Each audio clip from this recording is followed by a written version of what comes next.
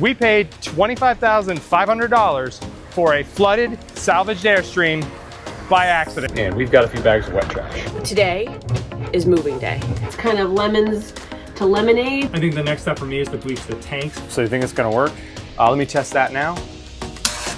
Ooh, inconclusive. I have to replace the rear subfloor.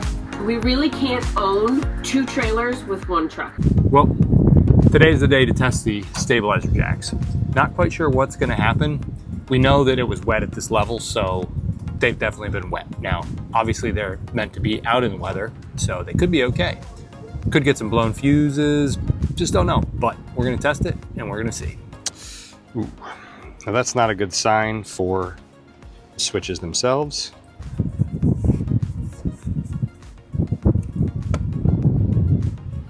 I don't even know which switch is which, but here goes nothing. Yep, nothing. I don't hear any noises when I click those switches. So we have the ability to hand crank on this side. Well, I'm gonna go inside and see if I've blown a fuse. If you have any familiarity with these, please leave a comment. We've only ever had manual ones. Yeah, yep. So something new to learn about. That's cool.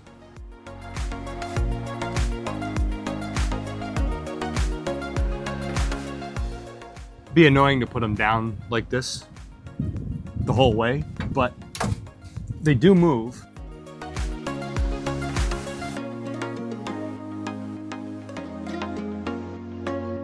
This wouldn't be bad with a longer wrench just to get out here, like the ones we had on the other trailer.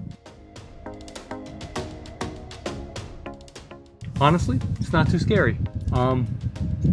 Maybe it's just an electric failure.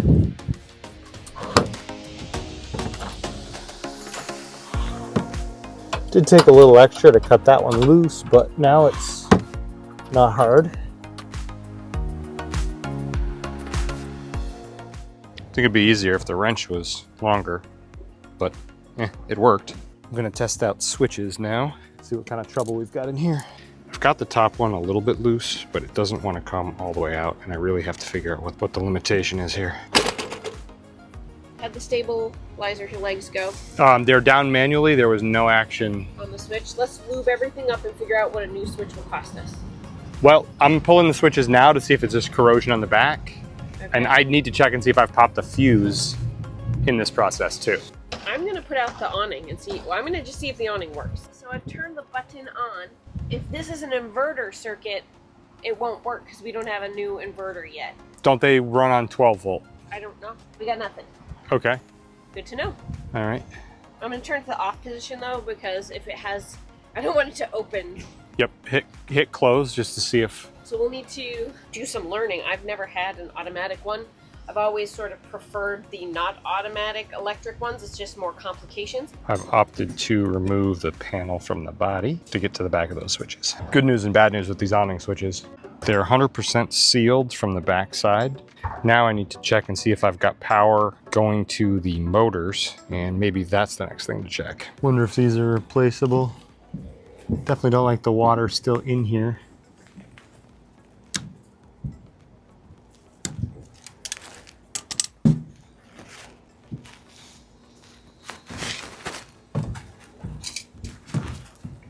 Oh yeah, it's gurgling. That's not good. That's not good.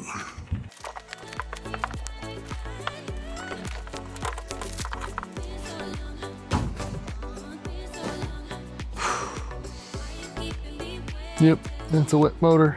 Good news, bad news here. I suspect the motor is the weakest link, and that bodes well for it being a kind of one-part swap solution.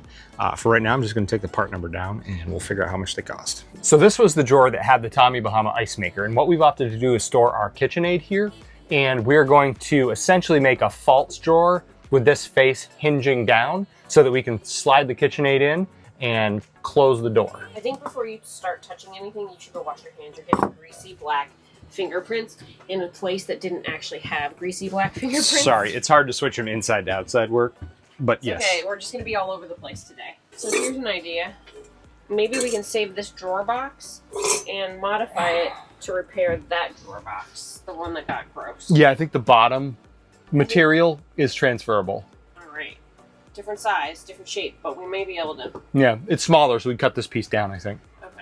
That's my plan. Just getting it out of the way seems to be the order of the day.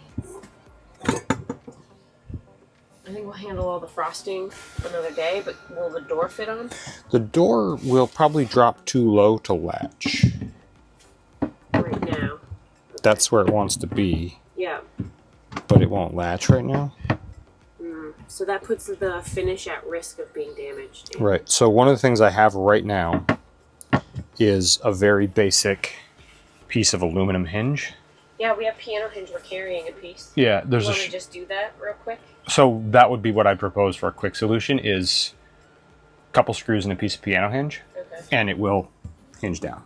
All right. I think we have to do that so we don't wreck the finish.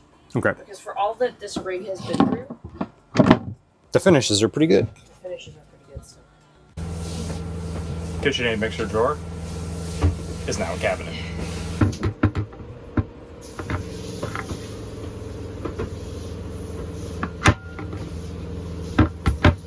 I think that looks great. Well, quick and dirty cabinet mod. Now we've got this.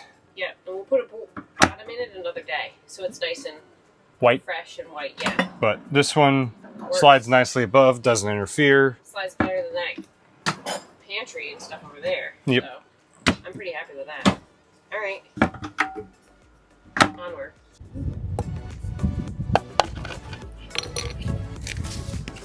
Hoping I can just wiggle this side a little bit.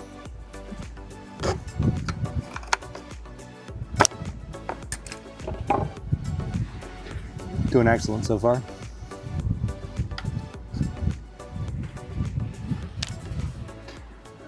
Garbage bottom, we can clean in the little channels here. Very nice.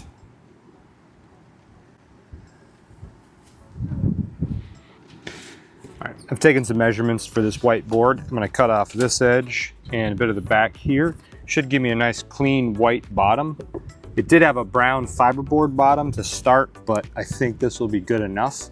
And it won't be slotted in. I'm gonna put screws through the edges around the box. It won't have to carry much weight. I think it'll all work out fine.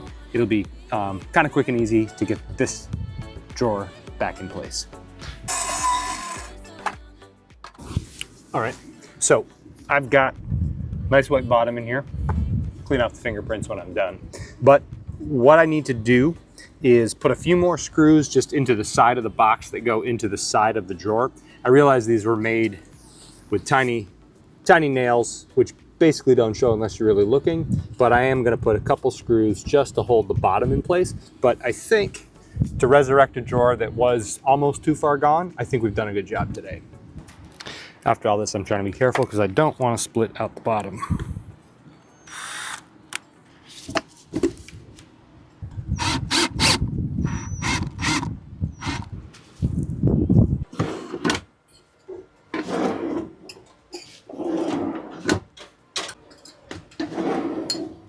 We've taken Lorelei off. Andrew wanted to keep the mermaid for some reason.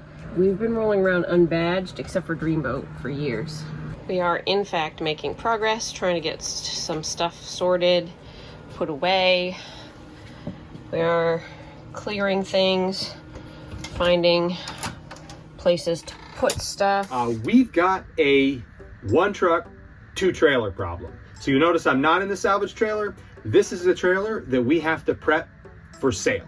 And we right now have a very narrow time frame because we're in a very expensive place as we're approaching peak season. We have to get rid of one of these trailers so we can afford to keep the other one. So we've moved into the salvage Tommy Bahama trailer, leaving this trailer to be completed. I've got a bunch of little projects I've got to wrap up. I've got little small parts everywhere, and we've got to prep this trailer for sale. We really need to simplify the situation as fast as possible. What that means, and as much as I don't want to do it, I have to replace the rear subfloor after I remove the bathroom and the bed. I think I need to go inside with a screwdriver and start poking around.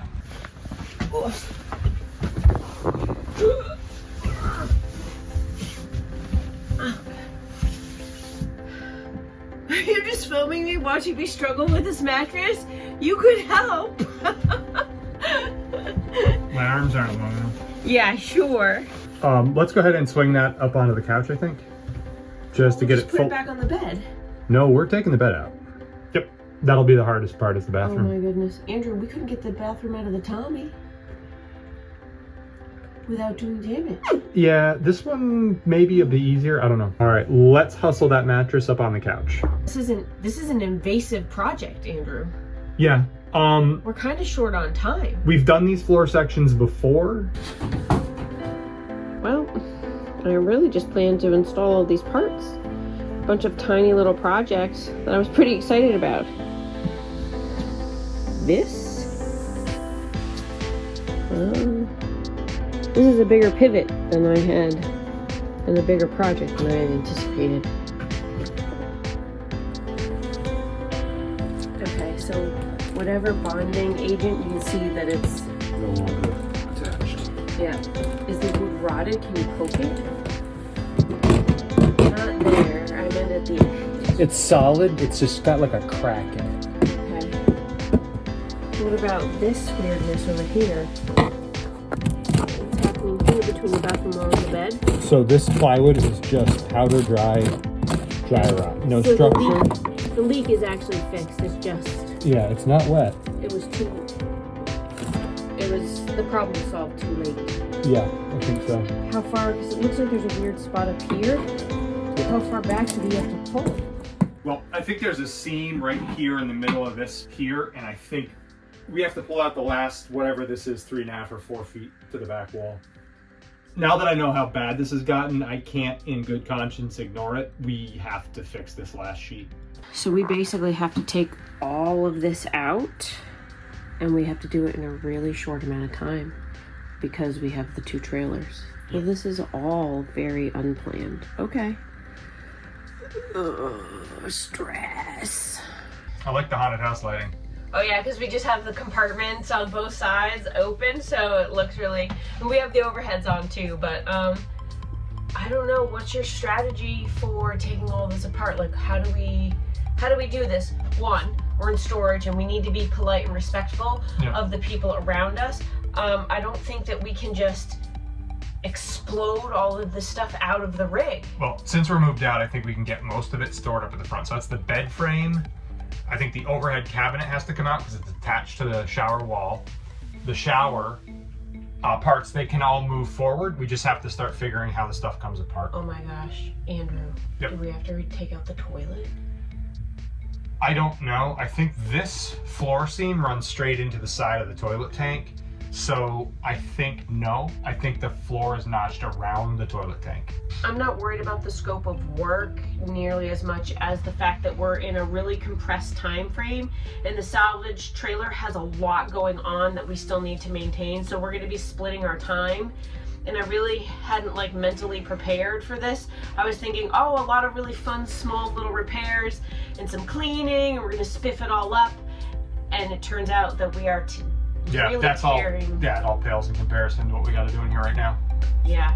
And we really don't have a lot of time. We're not on like private property. The last time we had to do stuff like this, we were on private property. No one cared that we were tearing everything out. Yeah. We just had to make the best of it. But I think we need to come up with a really careful plan so we so we don't get thrown out of storage. Yeah. What do you think about workflow? So I think I want to get rid of the bed frame to get rid of most of the trip hazard. Then I want to get rid of the upper cabinet so that I don't knock myself out. And then we'll start tackling the bathroom. Then we'll go for the wall. I think that's the order.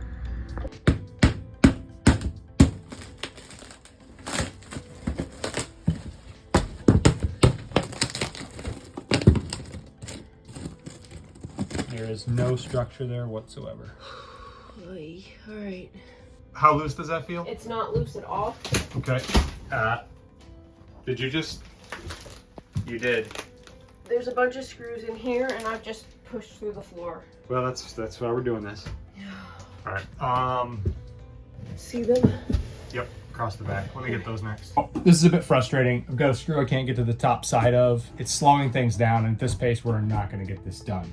I do think the bathroom wall may be independent now, so I'm going to go and see if I can open it up from the bathroom side. I'm going to start with this row of screws down the ceiling that go down the wall, holding the shower pan up and to the sides. I think I've got the door disconnected from this wall, and I'm hoping that does most of what I need it to do to loosen things up. So at this point, I just need to find a safe place for the door frame. Why don't you drop it on its side and come down here for right now. Okay. I've got to reach back a solid 30 inches, so I'm hoping I can get there with this Custom configuration. Can't reach. Option 2, I'm going to try this again with the lower profile handle.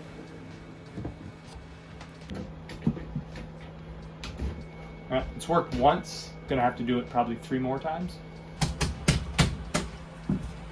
Trying to get a little clearance to rock the wall forward and get all the space I need because there's no structure to the floor. I don't know, Andrew, that seems still really firmly attached. I can't tell if it's just wedged or if there's something I can't see attaching it. So I'm just gonna kind of wiggle it here.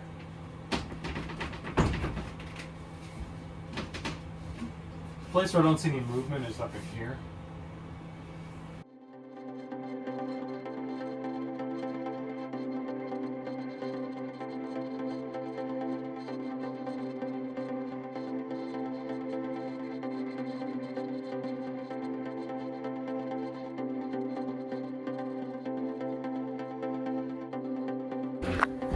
I think you should turn the pump off so we can start disconnecting.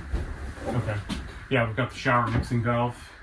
Can you get a screwdriver? I think I need to know how far in this needs to go.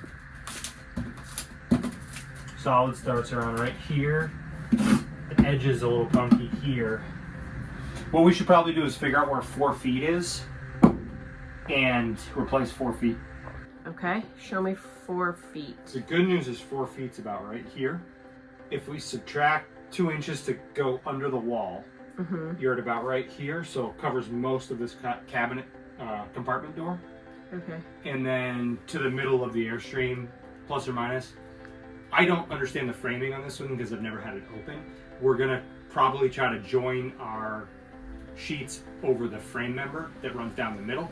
One of the major things to remove the securing of the wall to the floor is to peel back the wall. So I've got to drill out basically all the rivets you can see below about right here, and we'll peel the wall back and unsecure the floor. And then when we chop out, we cut the floor, we have to pick out anything that gets left behind in the 2-inch C channel.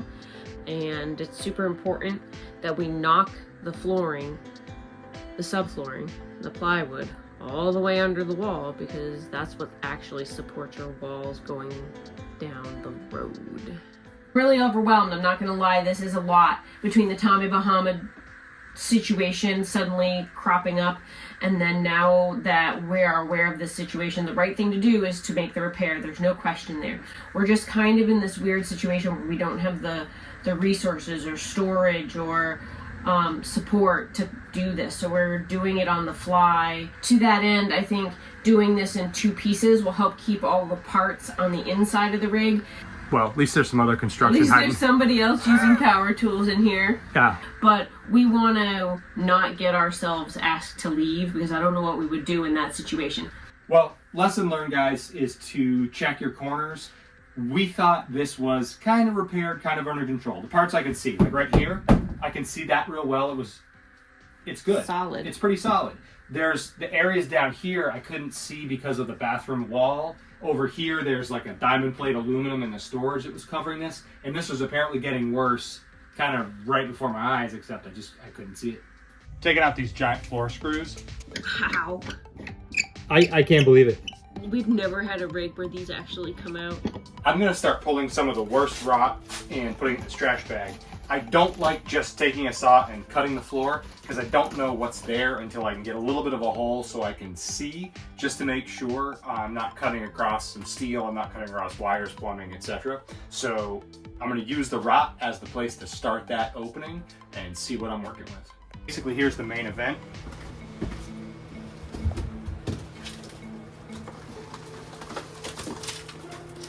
No structure down this side. No structure down that side.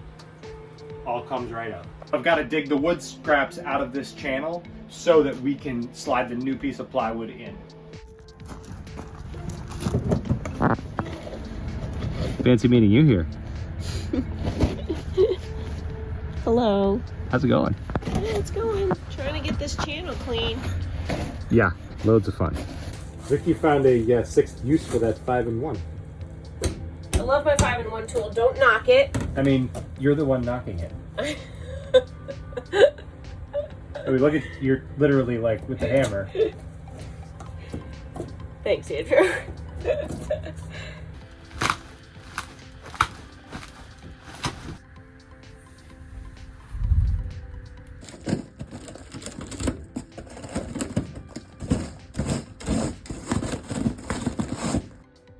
At this point, I've got a pretty decent curve here. I've got to go 2 inches this way and 2 inches this way. So I essentially have to knock it back into the corner. And at that point, it should drop even with this piece of floor and this piece here, set into place.